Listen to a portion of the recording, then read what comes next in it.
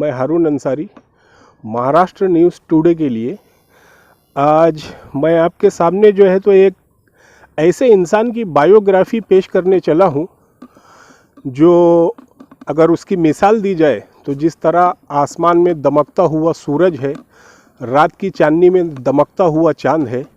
बिल्कुल उसी शक्ल में जो है तो इस्लाम की जो हिस्ट्री है, मुसलमानों की जो हिस्ट्री है,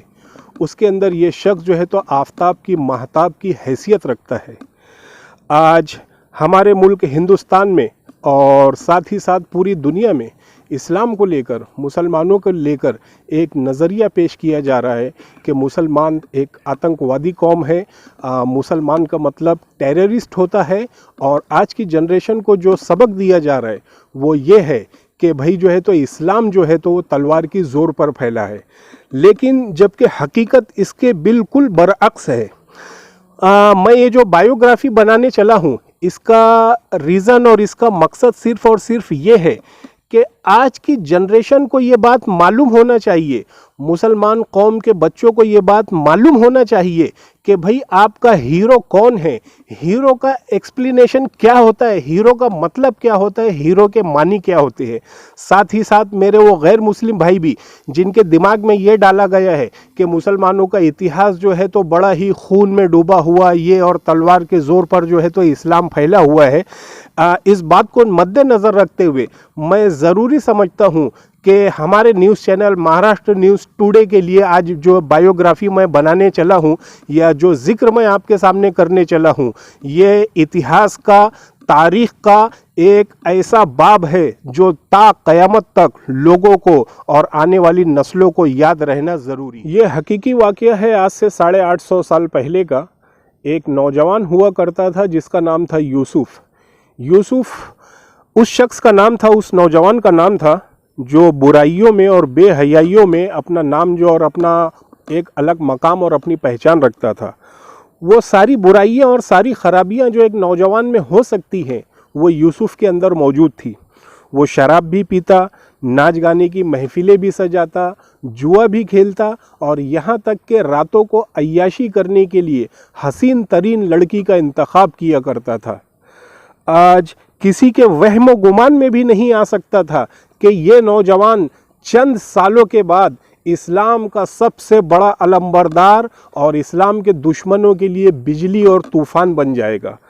आज इस्लामी तारीख़ जो बताती है, हमारी जो है तो इस्लामी तारीख़, हिस्ट्री, यहाँ तक के ईसाई राइटर जो है, ईसाई मौर्रिख, यहूदी मौर्रिख ने भी उसका ज़िक्र किए हैं और उन्होंने बताया है कि यूसुफ जो है अगर उसकी ज़िंदगी और चंद साल साथ दे देती तो शायद आज यूरोप के ऊपर भी इस्लाम का परचम लहरा कहती है कि जिस तरह से हम पेश करते हैं कि ये अल्लाह तबारक व तआला का एहसान है कि उसने हमें मज़हब इस्लाम में पैदा किया। यूसुफ के बारे में इस्लामी तारीख़ ये कहती है कि मज़हब इस्लाम में उम्मत मोहम्मदी में पैदा होकर यूसुफ ने इस्लाम के ऊपर एहसान किया है, उम्मत मोहम्मदी पर एहसान किया है। आप परेशान होंगे कि भाई मैं जो ये बातें बता रहा हूँ, तारीख़ में तो आपने ऐसा कोई नाम नहीं सुने, आप यूसुफ नाम के इतने बड़ी किसी शख्सियत से जो है तो आप वाकिफ़ नहीं हैं। आपने उनका नाम भी सुना है, आप उस शख्सियत से वाकिफ़ भी हैं, क्योंकि यूसुफ जिस बंदे का मैं ज़िक्र कर रहा हूँ उस शख्सियत का, उस मर्द मुजाहिद का नाम जो है तो सुल्तान सलाहुद्दीन अय्यूबी है।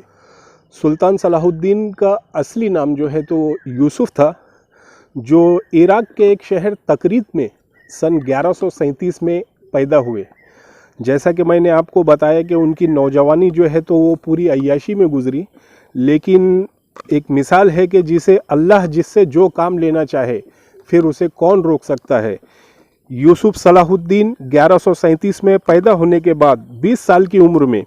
उसने जो करवट ली, उसने जो अपने किरदार को बदला, वो आज रहती दुनिया तक तारीख़ में जो है तो उसने अपना नाम दर्ज कर लिया है। आज सारी दुनिया, चाहे वो मुसलमान हो, चाहे वो गैर मुस्लिम हो, चाहे वो ईसाई हो, चाहे वो यहूदी हो, ये नाम जो है तो क़यामत तक याद रखा जाएगा। सुल्तान सलाहुद्दीन अय्यूबी ने मिल्लत इस्लामिया के ऊपर जो एहसानात किए हैं, मिल्लत इस्लामिया ता क़यामत तक उन एहसानात को नहीं चुका सकती और मसीही दुनिया भी उसे ता क़यामत तक याद रखेगी। 1099 में ईसाइयों ने, या ये कह सकते हैं कि सलेबियों ने,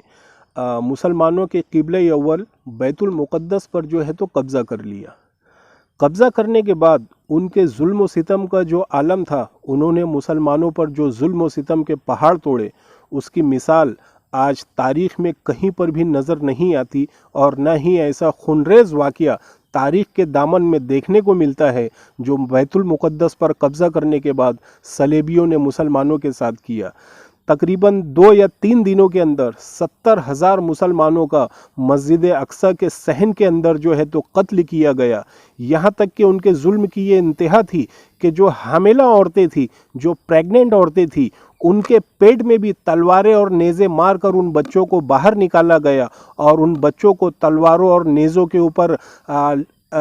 नोच कर या टोच कर, जिसे हम कहेंगे, वो जो है तो भरी धूप में भरे मोहल्ले में जो है तो फिराया गया। तारीख़ ये बताती है कि मस्जिद अक्सा के सहन का ये आलम था कि जब सलेबी फ़ौज वहाँ पर घोड़े खड़े करते थे तो उन घोड़ों के टुकने जो है तो उनके मुसलमानों के खून में डूबे हुए थे। ये मिसाल और ये जुल्म की जो इंतहा है, ये तारीख़ में आज तक ना हमने न देखी है, न सुनी है और ना ही पढ़ी है। सलाहुद्दीन अय्यूबी ने जब दुनिया के ये हालात देखे, अपनी कौम के ये हालात देखे,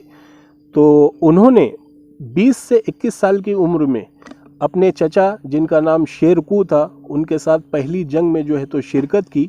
और वहाँ से आने के बाद जो सबसे पहला काम सलाहुद्दीन ने किया वो ये किया कि उसने अपनी गुजरी हुई ज़िंदगी में जो ऐश व इशरत से भरी हुई थी, उस ज़िंदगी पर लानत भेजी और अपनी आने वाली ज़िंदगी जो है तो इस्लाम के लिए वक्फ़ कर दी। अगर आप तारीख़ का दामन देखेंगे, अगर आप तारीख़ को खंगालेंगे या उसकी समंदर की गहराइयों में जाएंगे, तो अगर उन वाक़यात का मैं ज़िक्र करना शुरू करूं, उन बातों को अगर मैं आपके सामने पेश करने लगूं, तो शायद आज का दिन और आज की पूरी रात जो है तो मुझे कम पड़ जाएगी। मैं इस बायोग्राफ़ी को जो है तो बहुत ही शॉर्ट में जो है तो पेश कर रहा हूं। ये सुल्तान सलाहुद्दीन अय्यूबी का कारनामा रहा है कि आज अगर खुलफाए राशिदीन की जमात को हटा दिया जाए, सहाबाए कराम की जमात को हटा दिया जाए, तो इस्लाम में जितने भी मुजाहिदीन गुजरे हैं, सुल्तान सलाहुद्दीन अय्यूबी जो है तो उसमें एक सुपर स्टार की हैसियत रखता है।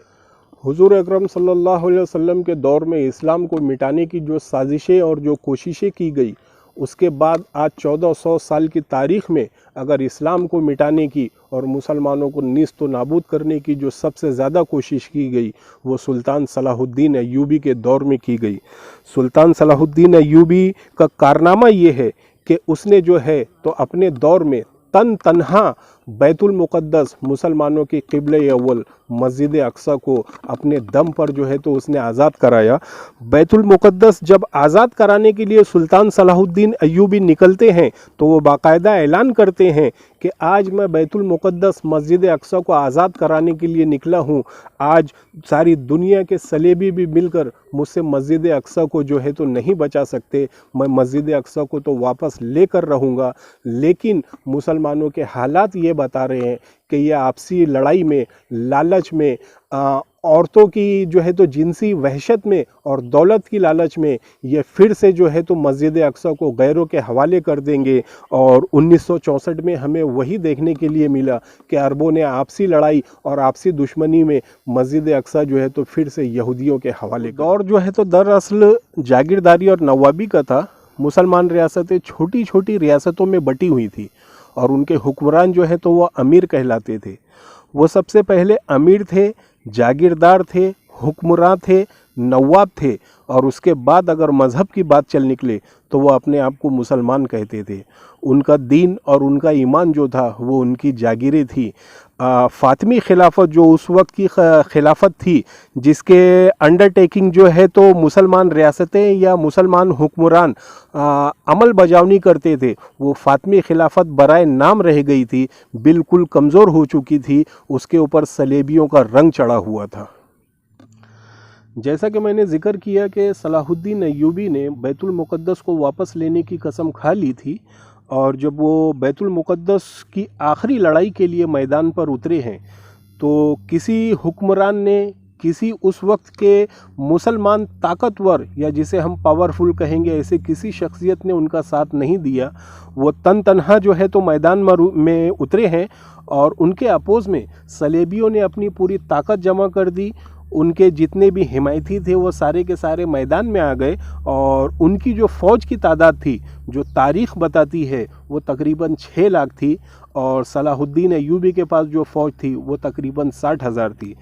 جب جنگ کا رزلٹ نکلتا ہے، جب جنگ کا نتیجہ نکلتا ہے، تو ان 6 لاکھ لوگوں میں سے وہی بچا جس نے اپنے ہتھیار پھینک دیے یا گھٹنے ٹیک دیے. باقی کوئی بھی جو ہے تو ان 6 لاکھ میں سے بچ کر نہیں جا سکا. اور صلاح الدین ایوبی نے سب سے پہلا کام یہ کیا کہ مسجد اقصیٰ کے اوپر، بیت المقدس کے اوپر اسلام کا جو ہے تو پرچم لہرا دیا. یہ جو واقعہ میں آپ کو سنا رہا ہوں یہ بہت ہی شارٹ میں ہے، بہت ہی چھوٹا ہے. اگر اس کی تفصیلات میں آپ سے بیان کروں گا تو شاید مجھے مہینوں کا وقت جو ہے تو درکار ہوگا. یہ صلاح الدین ایوبی جو ہے تو جس نے اللہ اکبر کے درانتی سے فصل صلیبی کو کاٹا تھا، وہ مرد مجاہد مصر، شام، فلسطین اور عراق کا بادشاہ سلطان صلاح الدین ایوبی یہ اتنا غریب تھا کہ یہ حج نہیں کر سکا. آخری وقت میں اس کے پاس اتنے پیسے نہیں تھے کہ وہ حج پر جا سکے. خلفائے راشدین کی جماعت کے بعد سلطان صلاح الدین ایوبی وہ واحد شخصیت ہے جس کے پاس اس وقت کے علماء کرام آئے، اس وقت کے علماء کرام پہنچے اور انہوں نے صلاح الدین ایوبی سے کہا کہ اے سلطان، تو بیت المال سے جو ہے تو حج کی رقم لے لے اور اس میں جو ہے تو اپنا حج کا فریضہ ادا کر دے. سلطان صلاح الدین ایوبی نے جواب دیا کہ نہیں، یہ تو لوگوں کا پیسہ ہے، یہ لوگوں کی امانت ہے، میں یہ پیسے کو جو ہے تو استعمال نہیں کر سکتا، یہ میرا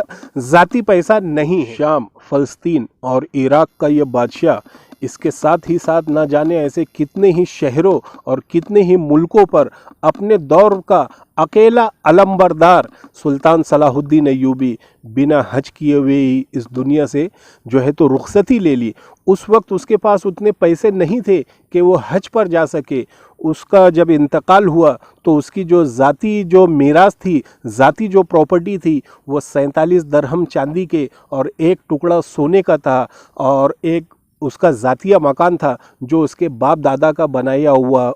ہوا تھا. یہاں تک کہ اس کے کفن کے بھی اس کے ذاتی پیسے میں جو ہے تو کفن نہیں خریدا گیا. ان کے 2 خاص دوستوں قاضی بہاؤالدین شداد اور قاضی الفضل ابن زکی نے آپس میں پیسوں کو کنٹریبیوٹ کر کے سلطان صلاح الدین ایوبی کے لیے جو ہے تو کفن خریدا ہے. حضور اکرم صلی اللہ علیہ وسلم کی وفات کا واقعہ ایسا تھا جس پر ساری دنیا کے جو مسلمان روئے تھے. اس کے بعد بڑے سے بڑی صحابی پر جو ہے تو یہ منظر ان کی موت پر نہیں دیکھا گیا. سلطان صلاح الدین ایوبی وہ واحد شخصیت ہے جن کی موت پر، جن کی وفات پر ساری دنیا کے مسلمان جو ہے تو روئے تھے. مسلمان عورتیں جو ہیں تو سڑکوں پر، گلیوں پر، چوراہوں پر آہوازاری کرتے ہوئے نکل پڑی تھی. مسلمان بچے جو ہے تو وہ ہو گئے تھے. کسی عالم نے، کسی مولانا نے، کسی مفکر نے مسلمانوں کو چپ رہنے کی یا نہ رونے کی تلقین نہیں کی. اس کی وجہ یہ تھی کہ وہ خود رو رہے تھے، وہ خود جو ہے تو آہ پکار کر رہے تھے. ان کے آنسوؤں کی جو ہے تو تعداد جو ہے تو کم ہونے کا نام نہیں لیتی تھی. اس بایوگرافی کو بتانے کا ریزن یہ ہے کہ یہ ہماری قوم کو، یہ ہماری جنریشن کو معلوم ہونا چاہیے کہ آپ کے ہیرو کون ہیں اور آپ کے ہیرو کیسے تھے اور آپ کی گزری ہوئی تاریخ جو ہے تو وہ کتنی شاندار اور کتنی روشن رہی ہے. آج ہماری جو جنریشن ہے تو ہیرو کا مطلب اس نے کچھ اور ہی سمجھ لیا ہے. میں ہارون انصاری اپنی طرف سے، مہاراشٹر نیوز ٹوڈے کی ٹیم کی طرف سے ایسے مرد مجاہد کو سلام پیش کرتا ہوں اور ساتھ ہی ساتھ میں آپ سے وعدہ کرتا ہوں کہ آنے والے دنوں میں ہر ہفتے جو ہے تو ایسے ہی اسلام کے ایک جرنیل کی، ایک سپہ سالار کی، اسلام کے ایک ایسے ہیرو کی داستان جو ہے تو میں آپ کے سامنے لے کر پیش ہوتا رہوں گا. اورنگ آباد سے میں ہارون انصاری، مہاراشٹر نیوز ٹوڈے کے لیے.